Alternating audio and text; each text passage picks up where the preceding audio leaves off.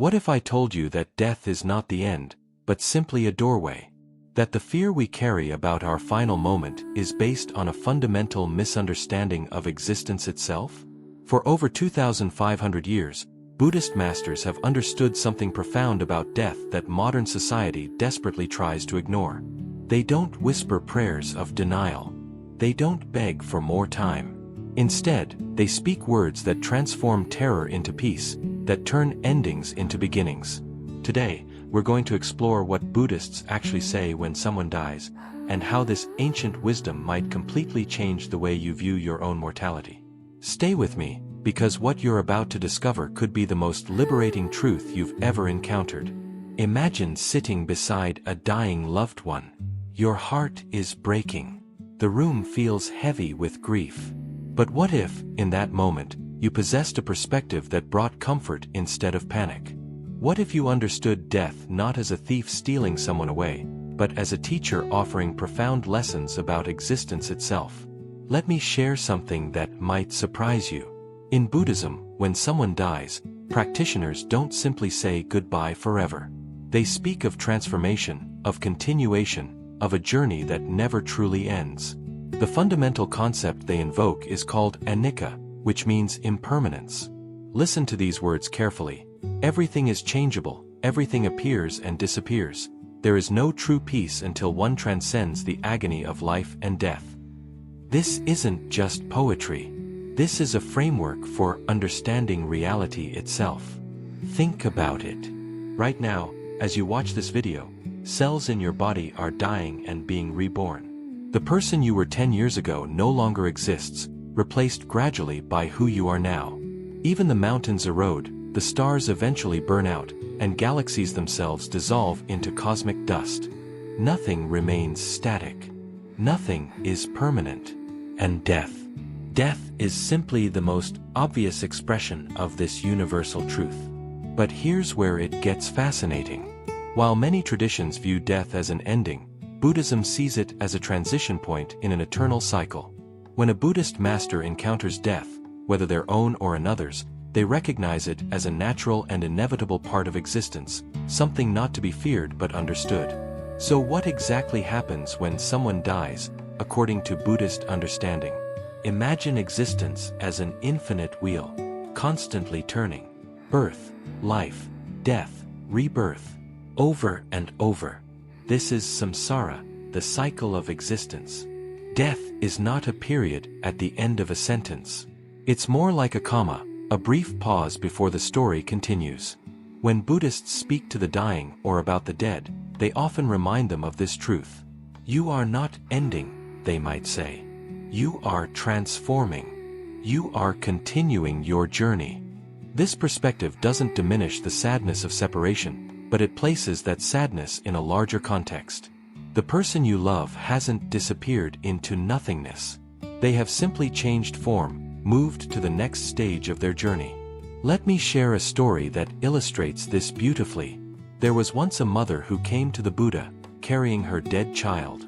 She was inconsolable, begging the Buddha to bring her son back to life. The Buddha looked at her with infinite compassion and said, "I will help you, but first, you must bring me a mustard seed from a household that has never known death." The woman rushed from house to house, searching desperately. But everywhere she went, she found the same answer. Every family had lost someone. Every home had been touched by death. Slowly, understanding dawned on her. Death was not her personal tragedy. It was the universal experience of all living beings. Now, here's something remarkable that sets Buddhist views on death apart. Buddhism considers death not just as natural and inevitable, but as a special opportunity. An opportunity for what? For transforming our confused mind into a state of profound peace. Think about how we normally live.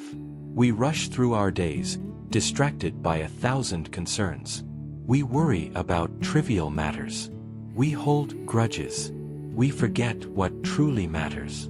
But when death approaches, whether our own or someone we love, everything becomes crystal clear. Suddenly, we remember what's important. We see through the illusions we've been chasing. Buddhist practitioners use this clarity deliberately. When sitting with someone who is dying, they might guide them to recognize this moment as precious. Right now, they might say, you have the chance to let go of everything that has weighed you down. Right now, you can release confusion and embrace clarity. This transition is your opportunity to transform. The famous Buddhist teacher Sogyal Rinpoche once wrote about how Tibetan masters approach death. They don't see it as something to fight against or deny. Instead, they prepare for it throughout their lives, training their minds to remain calm and aware in that crucial moment. Why? Because the state of mind at death profoundly influences what comes next. So what do Buddhists actually say in the presence of death? What are the specific words and practices they use? Let's get practical here, because this wisdom isn't meant to be abstract, it's meant to be lived. First, there's often a reminder of impermanence. All conditioned things are impermanent. They arise and pass away. Finding peace in their cessation brings true happiness. These aren't empty words. They're an invitation to accept reality as it is, rather than as we wish it to be. Second, Buddhists often recite mantras or prayers, not to beg for divine intervention, but to create a peaceful mental environment. The most common is Om Mani Padme Hum, a mantra of compassion. The sound itself helps focus the mind, cuts through panic, and establishes calm. Third, they practice conscious dying. This might sound strange, but bear with me. Rather than fighting against death with fear and resistance, practitioners try to remain aware and present. They observe the process. They notice sensations without judgment. They treat their final moments as they would treat meditation, with curiosity and acceptance. There's a powerful teaching here for all of us, whether we're Buddhist or not. When we stop fighting against the inevitable, when we stop pretending that death doesn't exist, we paradoxically become more alive. We appreciate each moment more fully because we understand its precious, temporary nature. Now let's talk about nirvana, because this is the ultimate goal that gives death its deeper meaning in Buddhism. Nirvana is liberation from the cycle of birth and death. It's the end of suffering, the transcendence of impermanence itself. And here's the beautiful paradox. By fully accepting impermanence, by truly understanding that nothing lasts, we open the door to that which is beyond change. Think of it like this. Imagine you're gripping a rope tightly, terrified of falling. Your hands hurt, your muscles ache, but you hold on desperately. Then someone shows you that you're only 6 inches off the ground. When you realize there's nothing to fear, you can simply let go. That's what Buddhist wisdom about death offers. It shows us that what we're clinging to was never solid in the first place. When Buddhists say that death is the beginning of another life, repeating in successive reincarnations until reaching nirvana, they're describing a journey toward ultimate freedom. Each life is a chance to learn, to grow, to let go of more attachments.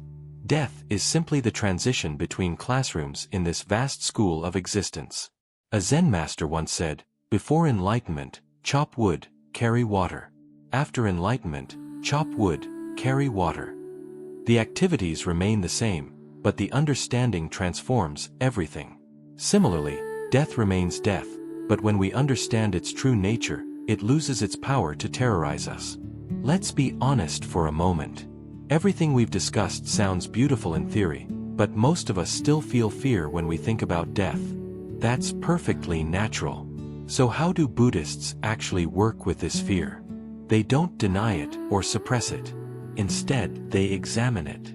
Where does this fear come from? Usually, it arises from attachment. We're attached to our body, our identity, our relationships, our possessions. We think, I am this body. I am this personality. I am these accomplishments. And the thought of losing all that terrifies us. But Buddhism asks a radical question. Who are you really? Are you truly this body that changes every day? Are you the thoughts that flow through your mind like clouds across the sky? Are you the roles you play, the job title on your business card, the number in your bank account? When you investigate deeply, you discover something surprising. The you you've been trying to protect is itself impermanent, constantly changing, impossible to pin down. There's a meditation practice where practitioners literally contemplate death daily. Not in a morbid way, but as a reality check. I could die today. This might be my last conversation. This meal might be my final meal. Far from making people depressed, this practice makes them more grateful, more present, more alive. It cuts through procrastination and petty concerns. It focuses the mind on what truly matters. But what about grief? What about the very real pain we feel when someone we love dies? Does Buddhism expect us to be emotionless robots, unmoved by loss? Absolutely not.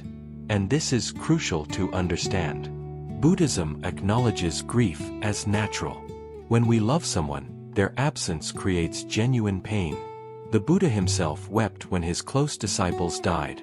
But there's a difference between clean grief and suffering. Clean grief is the natural sadness that comes with loss. Suffering is the stories we add on top of that grief. I can't survive without them. Life is meaningless now. I should have done more.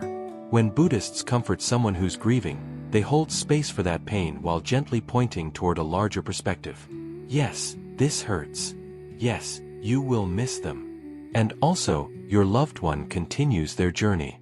And also, this pain will teach you about love, about impermanence, about your own heart's capacity. There's a beautiful practice called Tun Glen, where practitioners literally breathe in the suffering of others and breathe out peace and healing. When sitting with someone in grief, a Buddhist practitioner might silently practice this, taking on that person's pain with compassion and offering back whatever comfort is possible. The goal isn't to eliminate sadness but to prevent it from becoming destructive. To grieve without being destroyed by grief. To love without demanding that love make everything permanent. Here's where this ancient wisdom becomes intensely practical for your daily life.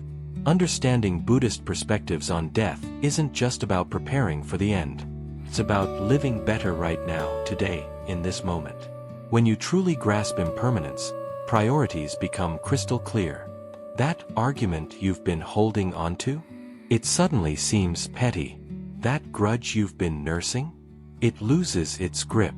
That thing you've been putting off, thinking you have all the time in the world?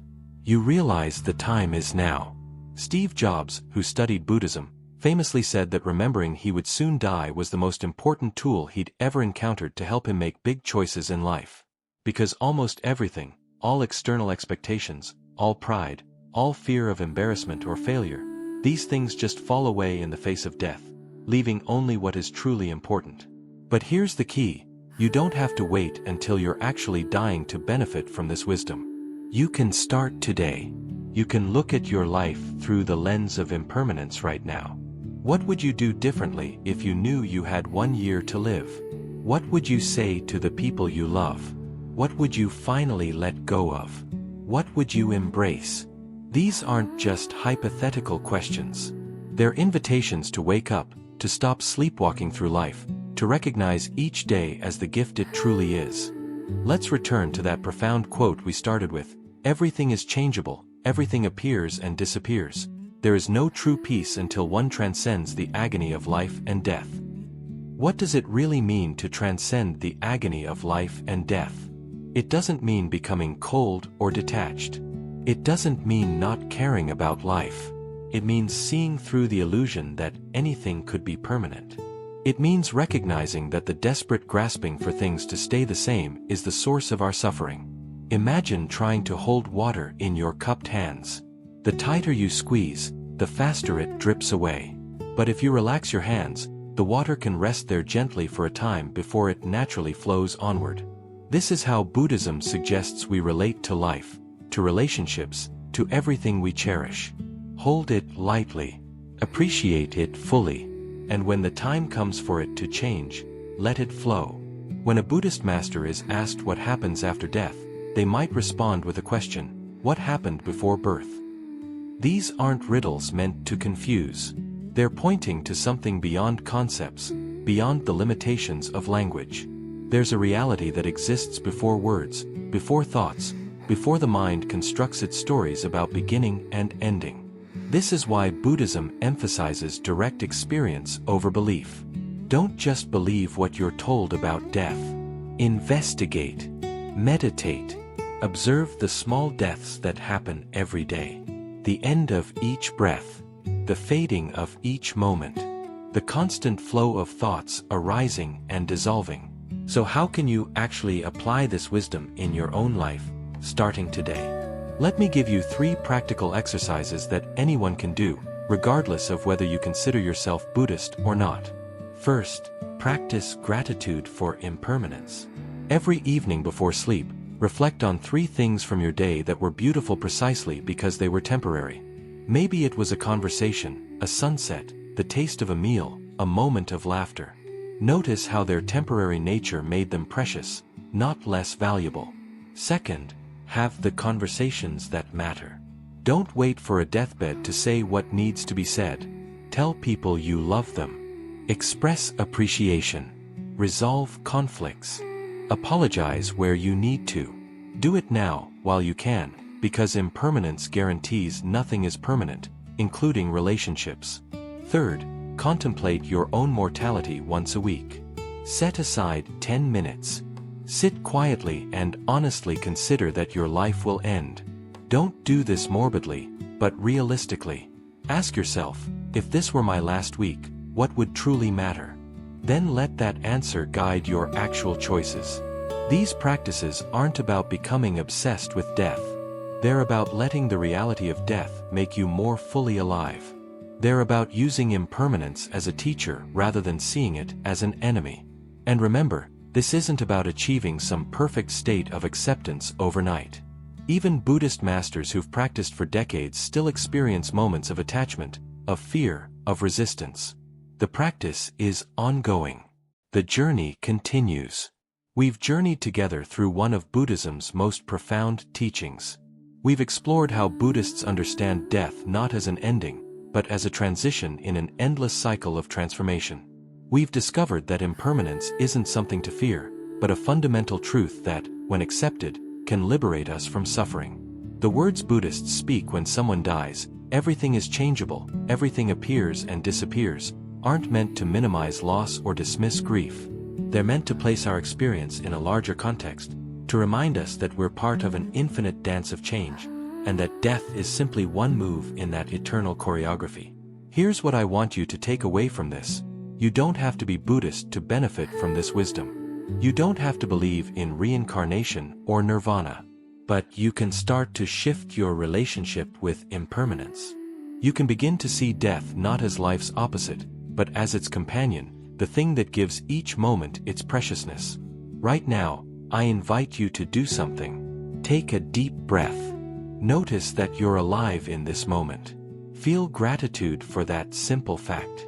And then commit to one small change based on what you've learned today. Maybe it's calling someone you love. Maybe it's forgiving yourself for something you've been holding on to.